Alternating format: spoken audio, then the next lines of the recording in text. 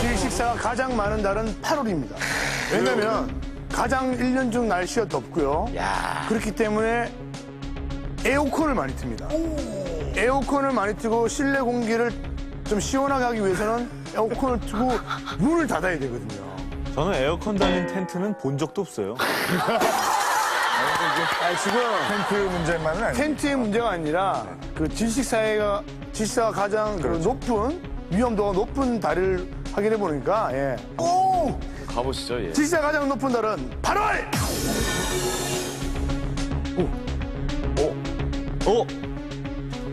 역시.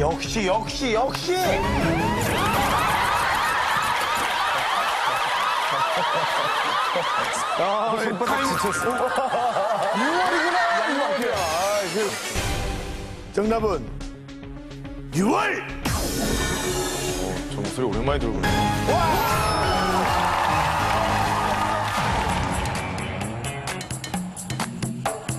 위험한 황 회장. 정답은 본격적인 여름으로 접어드는 6월입니다.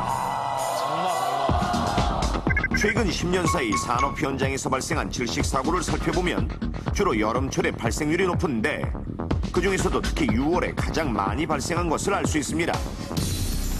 그렇다면 6월에 질식 사고가 가장 많이 집중되는 이유는 무엇일까요?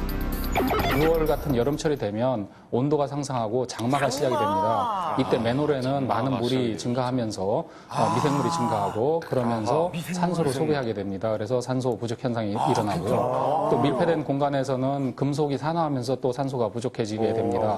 또 유기물이 있는 그런 밀폐 공간에서는 유기물이 부패하면서 황화수소라는 유해가스가 발생을 하게 됩니다. 이러한 것이 질식재의 원인이 됩니다. 그렇습니다. 질식 사고의 원인은 크게 산소 결핍과 유해가스 중독으로 나뉘는데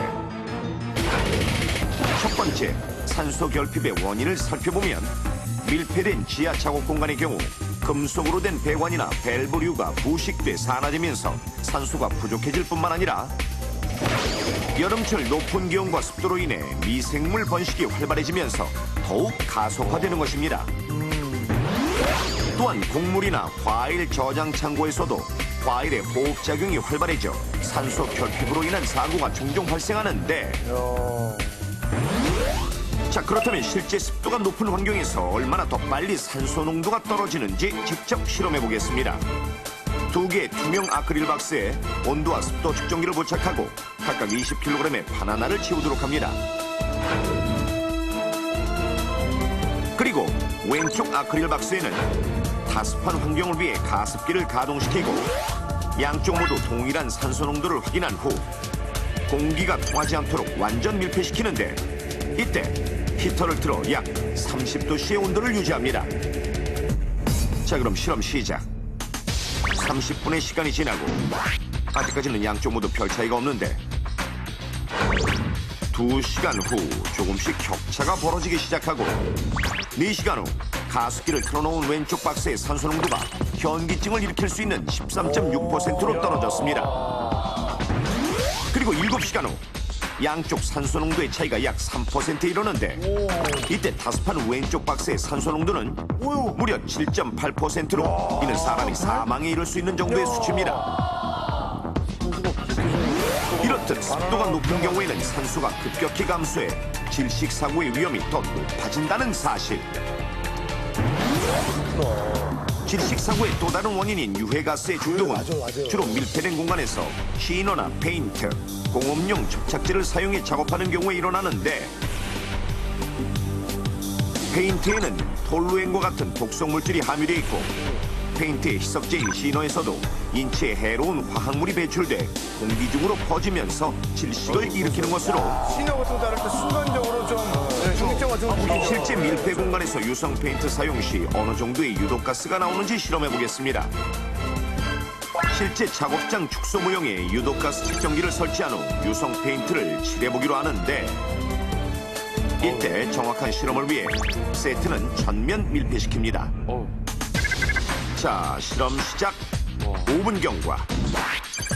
코와 목에 자극이 느껴지는 수치의 유독가스 발생. 벌써요?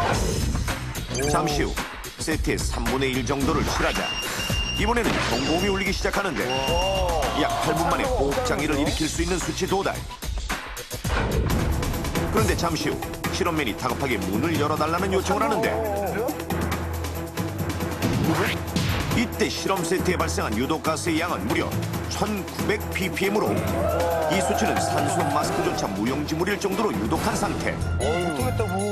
특히 이렇듯 산소가 부족해지거나 유독가스에 중독되었을 경우 대부분 사람들의 판단력이 흐려지고 신체 감각이 둔해지기 때문에 사망으로 이어지는 경우가 높은 것인데 저는 장학생분들이 그런 마스크 같은 잘 안 쓰시거든요. 비단 산업 현장뿐만 아니라 일상에서도 매년 끊이지 않고 발생하는 밀폐 공간 질식 사고.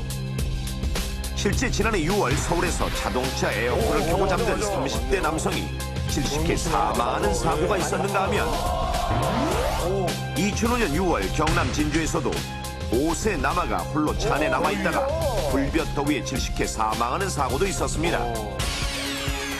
그럼 질식 사고를 예방하는 방법은 무엇일까요? 넘버원에서 알려드리겠습니다. 첫 번째, 차 안이나 실내, 밀폐 공간에 장시간 머물 때에는 반드시 창문을 열어 환기를 하고 환기가 어려운 작업장에서는 반드시 호흡용 보호구를 착용해야 합니다. 불편하더라도 이런 거 다 지켜줘야 됩니다. 만약의 사태에 대비해 외부와 연락이 가능한 통신 장비를 챙기는 것은 필수.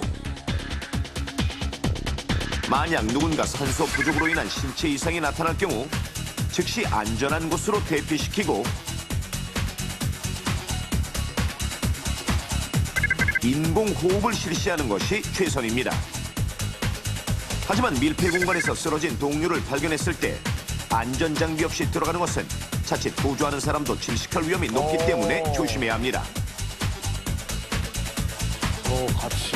그러면 주사고 나면 안 되죠.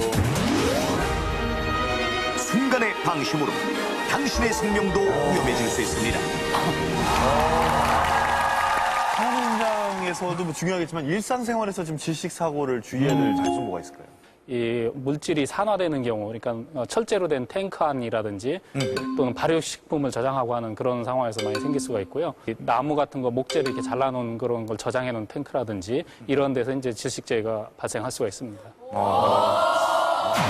세상에는 수많은 죽음이 있고 슬픈 죽음, 안타까운 죽음, 전 세계를 경악케 하는 죽음, 그리고 여기 또 다른 죽음이 있으니 바보 같은 행동 혹은 바보 같은 선택을 통해 스스로 죽음에 이른 사람들에게 수요하는 다윈상이 존재하듯이 전 세계 어느 곳에선가는 지금 이 순간에도 최소한의 안전 개념, 안전 수칙을 완전히 무시한 절대로 따라해서는 안 될 바보 같은 행동으로 죽음에 이르는 이들이 있으니 황당실화 회개의 사람들.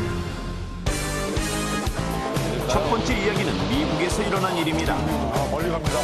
미국에서 많은 일이 있어요. 여기 있는 레스토랑. 사람도 많고 일도 많고. Hey, when will you get here? Okay, I'm on my way to, so take your time. 정말 명함이야. 오늘은 리드가 여자친구인 케이트에게 청혼을 하기로 결심한 날입니다. She can't even imagine that I'm gonna propose today. Kate, my love, would you like to marry me?